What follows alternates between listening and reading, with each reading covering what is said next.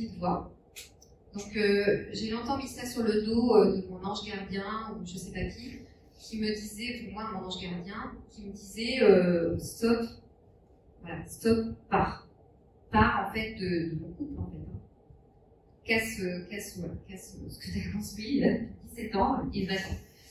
Et donc en même temps, il y a eu une certitude en moi que c'était fini, ce pan-là de ma vie était fini. Je savais, il y a eu comme un bouton on-off, un avant et un après. Je savais que c'était fini dans mon couple. Par contre, il fallait que je l'intègre moi, que je le dise à mon ex-mari, mes enfants. Mais tout ça n'est pas venu du jour au lendemain. Ah, je vais quitter ma vie. Non, non, bien sûr que de plus en plus, en fait, j'étais malheureuse et je ne prenais pas soin de moi. J'avais aucun respect pour moi finalement. Et je n'étais tournée que vers les autres. Ce que vous faites à peu près tous, peut-être dans ces salles, on est toujours tourné vers les autres. Et jamais vers soi. Donc là, un gros coup de pied aux fesses de l'univers, et c'est fini en fait.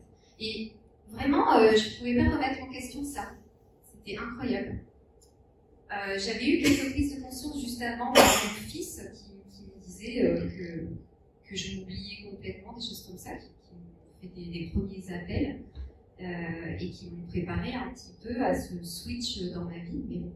Et quand je l'ai quitté, pour vous la faire courte, c'était fin 2018, toute l'année 2019 a été autant une descente aux enfers, dans mes enfers à moi, la culpabilité, voilà, tout le conditionnement de la société, tout ce qu'on a construit, tout ce qu'on a bâti dans cette vie, tout ce pourquoi on croyait que le but était, hein, le mari, les enfants, la maison, etc. Donc je mettais tout à la poubelle d'un coup.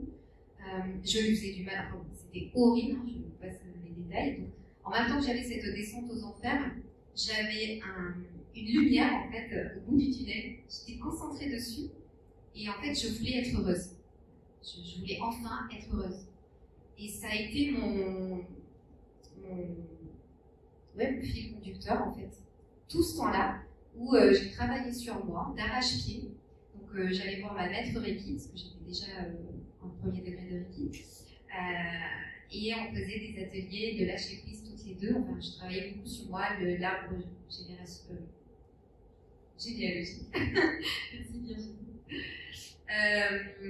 Voilà, j'ai vraiment travaillé beaucoup sur moi. Et ce qu'elle aimait en travaillant avec moi, déjà ça lui faisait résonance, ça lui faisait miroir aussi pour elle, c'était cadeau. Mais en plus, c'est que je ne parlais que de moi. J'étais à aucun moment en train de dire oui, mon ex-mari. Non, je parlais que de moi, je savais que le moment était venu pour moi, il fallait que je m'en sorte et que je trouve ce fichu bonheur qu'on recherche tous dans cette vie, parce qu'à un moment donné, on y a droit. On n'est pas là que pour en baver. Il y a aussi possibilité d'être heureux. Et suite à ça, en toute l'année 2019 et l'année 2020, donc je sors la tête de l'eau et je lance mon entreprise en soins énergétiques. Et là, je savais que je voulais écrire un livre, mais j'avais envie d'écrire un roman depuis très longtemps. Je ne savais pas du tout que j'allais écrire dans la spiritualité, puisque comme je vous l'ai dit, ce livre est venu à moi vers octobre 2020. Il s'est imposé en 15 jours tout seul. C'est incroyable. Tous les jours, j'écrivais pendant 1 heure, 2 heures. Ça venait, ça partait. C'était fou en fait. Mais je ne réalisais pas à ce moment-là ce qui se passait. Donc, voilà pour la petite histoire de la venue de ce livre de la magie de croire en soi, qui, au travers de mon expérience, est vraiment parle de concepts spirituels et de travail sur soi, de connaissance sur soi, certes, mais au travers de ma vie. C'est ce qui fait qu'il parle à beaucoup de gens qui me disent qu'ils ont l'impression que je parle d'eux, de nous. Donc c'est assez extraordinaire. En plus, ces livres dans l'énergie, comme ça, guidés par la source de la lumière, ont plusieurs niveaux de lecture et vont s'adapter à vous. Et ça va être pareil pour le pouvoir de l'intuition.